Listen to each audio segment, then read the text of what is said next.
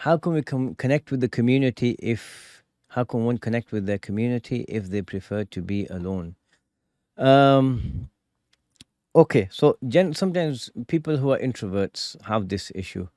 Where, I mean, being an introvert in general, being around people drains you. So you need to be alone to feel to get recharged, or in a small, particular, intimate group.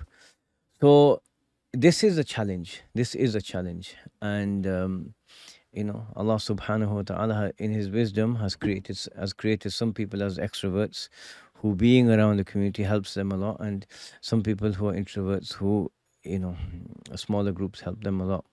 So the way around this is to find a community. I mean, when you're talking about the Muslim community, either you could be referring to your local community, or you could be referring to a certain group.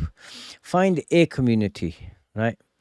And you have to you find a balance, right? Like, completely locking yourself away isn't good for anyone. It's not good for your deen. It's not good for anyone. Why? One of the things about man sahiba nafsahu sahibahu al-ujbu. Whoever just keeps his own company, then conceit keeps his company, right? Why? Because when it's just you, you tend to overestimate yourself, right? I mean, I'll give you an example. Someone who just uh, trains, he's done a bit of training on on how to box, and then he just trains all by himself, and he doesn't spar with anyone.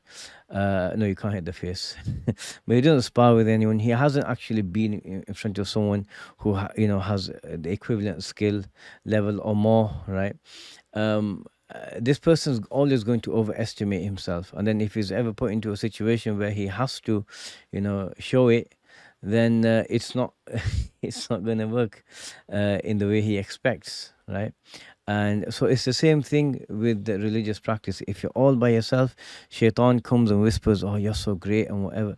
You may not hear the thought in your head, but the feeling comes into your heart, which is what you're meant to reject. And so when you're around people, you see, oh yeah, this person does good deeds as well, and that person does good deeds, and you hear the words of the ulama, and this, other forms of benefit. So if you're someone who doesn't necessarily find being around others easy, you should still have some of that in your life. Attend a Mawlid regularly, whether it's once a week or once a fortnight, or do something else, right? Do something else, but what you can manage. And if you're benefiting just being by yourself and making dhikr and reciting the Quran and other forms of worship, that's great as well. But have some connection with other people, right?